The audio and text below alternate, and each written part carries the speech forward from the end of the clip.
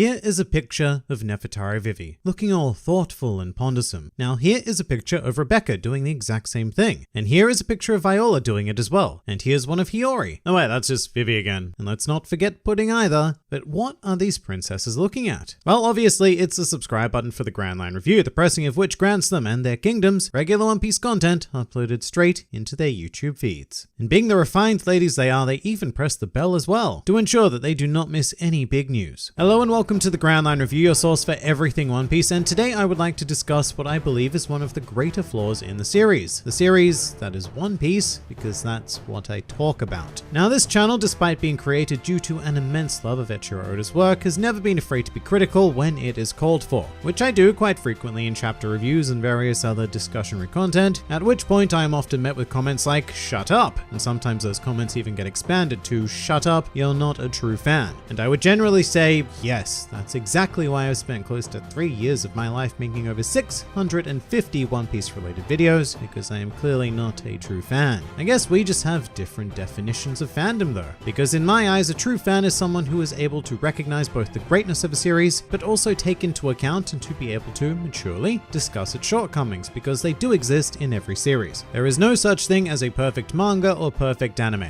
One Piece does come quite close though, which is why this whole channel exists, but it most certainly has its detrimental features, and to begin discussion on this topic, I first want to play a little game with you. Here's how it works. I'm going to describe a character from One Piece, and I want you to guess who that character is. Sounds fun? Well, even if you don't think so, we're gonna do it anyway. So this character is a fairly young woman who is quite important in the grand scheme of the world, as well as an integral element of their specific arc. They spend their early time in the series acting one way, but soon enough they have a complete 180-degree flip and become the exact opposite, as well as form the center of an intended emotional payoff and are consistently being relegated to needing to be saved by the Straw Hats. Who is this person? I'll give you a few more seconds to think about it as I sit here and fill for time.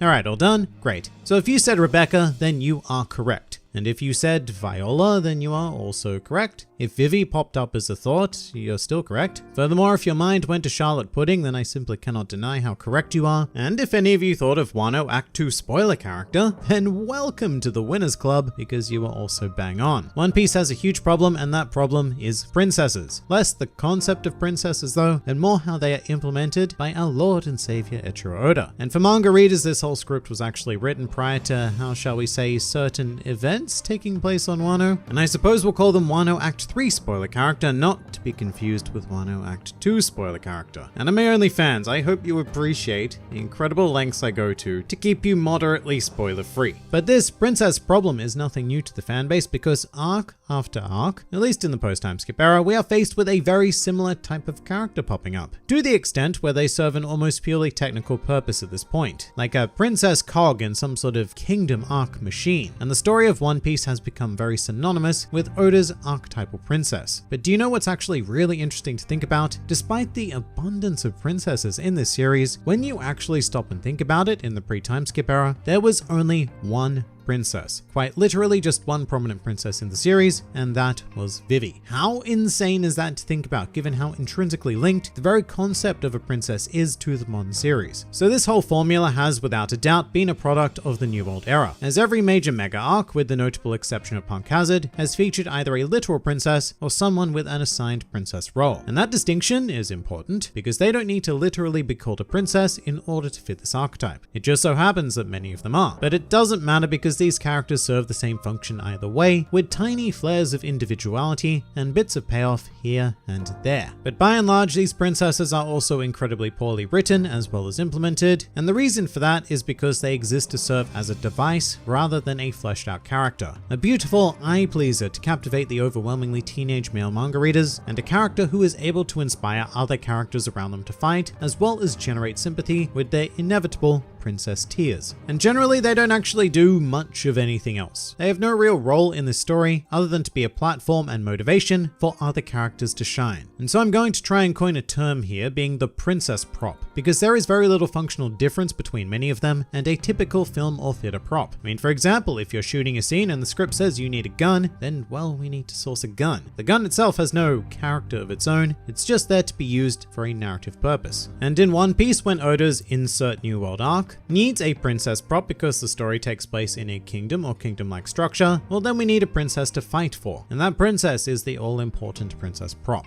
And for the most part, the use of these characters make up arguably the weakest aspect of every major arc they appear in, and since the New World era they appear so often that it is a lingering detractor of One Piece as a whole. Before we hop into some more depth though, I do want to make it clear that despite mentioning her earlier, I do not consider Nefertari Vivi to be a princess prop. Vivi is actually a very rare example of a princess implemented extraordinarily well in One Piece, and I know that a lot of people do find her annoying and whatnot, but I don't care. She drove the action of the Alabasta saga, not just the arc, the entire saga. Vivi was not there just to be saved by the Straw Hats, she was every bit as active as the rest of them, and her drive is most prominently on display during the climax of Alabasta, where she, with no other options available, just continues to shout and shout and shout for the armies to stop fighting. Vivi was always the center of the action and the drama, and never at any stage on the sidelines just watching. She is a character that we got to know to the core, and without her, Alabasta would be nothing but a pile of sand. And it is nigh on impossible to say the same about a modern princess who we barely get to know, and to be perfectly frank, their presence in the arcs they feature in are incidental at best and near pointless and completely forgettable at worst. So let's take an example of the latter by zeroing in on one Rebecca, royalty of the Riku family on Dressrosa. Now she gets a fair bit of hate in the fan base, a lot of which I think is undeserved, primarily because it is not the fault of the character themselves, but it is an unfortunate truth that Rebecca is a princess prop masquerading as a gladiator, whose entire purpose on Dressrosa is to serve as motivation for her father Kyros, an actually fleshed out character with a story of his own. Meanwhile, Rebecca also serves as some sub-motivation to two key Straw Hats, being Luffy and of course Robin, the latter of which is assigned the task of protecting Rebecca in the final conflict, thus eliminating any chance of the princess prop actually having a profound moment of her own. So as a result of this, I would pose to you all the question of what would happen if Rebecca was removed from the Dressrosa arc. And to be perfectly frank, I think there would be very little functional difference, despite the trifecta of motivation she provides. Kyros would still hold a grudge and fight against Diamante because he killed Scarlet, and meanwhile Robin and Luffy were going to fight against the Don Quixote pirates regardless, so them meeting Rebecca changes absolutely nothing. Rebecca was not a catalyst for that action. That role fell primarily to Trafalgar Law actually, who was a far better princess on Dressrosa, and you know what? If anything, removing Rebecca may have actually freed up Robin to take on some more prominent action during Dressrosa, because this Straw Hat pretty much just turned into Rebecca's babysitter for the most climactic segment. I will say there is one thing that does go missing without Rebecca in the picture, which is the feeling of profound sympathy towards Kyros due to the heartbreaking flashback scenes of him in the toy soldier form with Rebecca. Those are super effective, but once again this only goes to show that Rebecca exists almost exclusively to serve the character of Kyros rather than herself. Rebecca is no Vivi, to say the least. She is hollow royalty and a princess prop to be used as a purely technical and functional source of drama that arguably isn't even necessary. Sticking to Dressrosa though, let's take a look at another of our princesses, Viola, because Dressrosa did it double princess style, because one prop was not enough for the madness of this particular arc. So Viola first up fits the physical stereotype, a generally attractive woman, at least in the manga, because look, let's be real, the anime did her very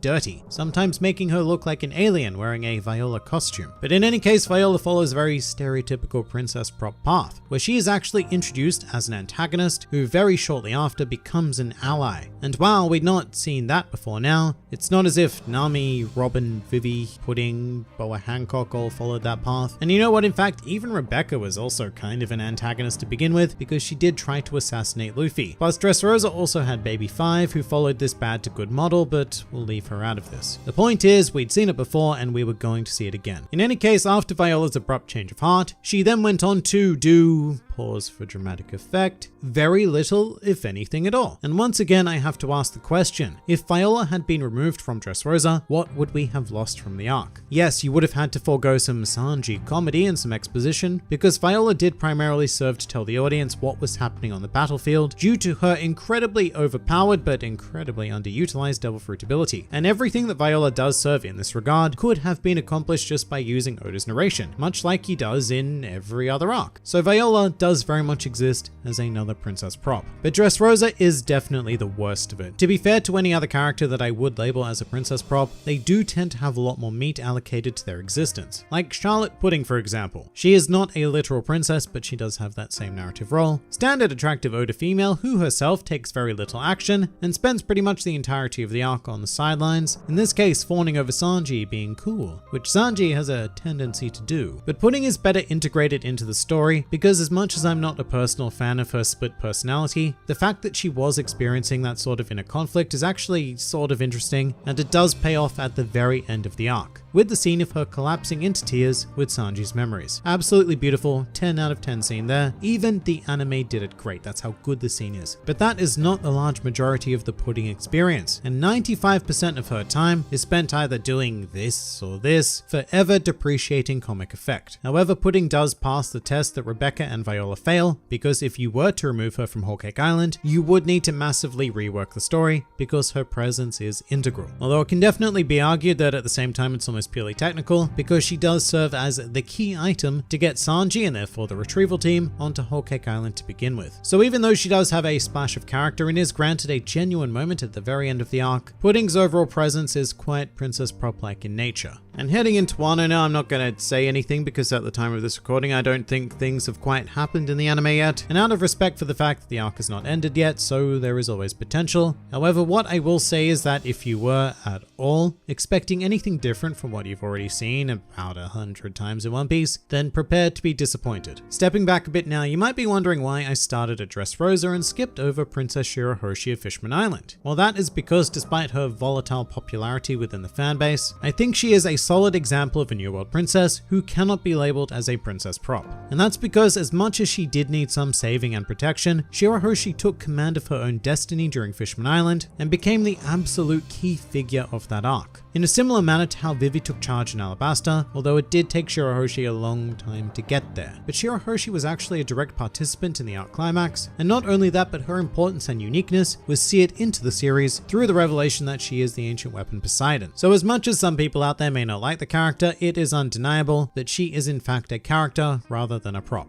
Especially because Shirahoshi's arc is entirely her own, about her living and embracing the legacy of Otohime, rather than just providing motivation to like Luffy or her father to fight or act on her behalf while she sits quietly in a corner, waiting for the arc to be over. But even without Shirahoshi, you have a series that I would say is dominated by the presence of princess props. And if you think that the handful of characters I've mentioned isn't much, then well, let's just think about it this way. We have literally only had 3 gigantic mega arcs featured in One Piece, being Dressrosa, Whole Cake Island, and Wano, all of whom have shared the princess prop feature, and collectively, these arcs currently make up about 250 chapters of One Piece, a fair bit more now actually, and that is roughly a quarter of the entire series, which has taken place over the last 7 years. So that is 7 whole years in a row where the princess prop has been a prominent feature. And if saying it like that, it maybe somehow still doesn't sound so bad. I mean, so what if Oda sprinkles in a princess prop every couple of arcs? Well, the key problem is that it's all entirely weighted towards one side of the series, being our modern events. One Piece went about 700 chapters without a princess prop. Yes, there was Vivi and Shirahoshi, but they were already different as explained. And even when we did need a useless character to fight for, Oda branched out and made existences like Tonjit, for example. He would be the quote-unquote princess of Long Ring Longland, someone who served a technical purpose, but because he was designed as an old goofball rather than a stunningly attractive lady thing, it left Tonjit open to be used for excessive and weird comedy, a role which he performed quite brilliantly. But for the last 7 years, Oda has very much adopted this princess archetype, and it now seems inescapable. So much so that within 3 arcs, the very word princess has become a source of sighs from the One Piece fanbase, who are exhausted with exploring, or I guess more accurately, attempting to explore this kind of character, and almost never receiving a narrative reward for their existence. And who knows, there may still be more princess props to come following Wano. I mean, if we're visiting any kind of kingdom for a longer than Zou period of time, then I would bet large quantities of Australian currency on it. And as per usual with my more negative discussions, I do want to end by saying that this is not a series-breaking feature. Luckily, Oda excels in so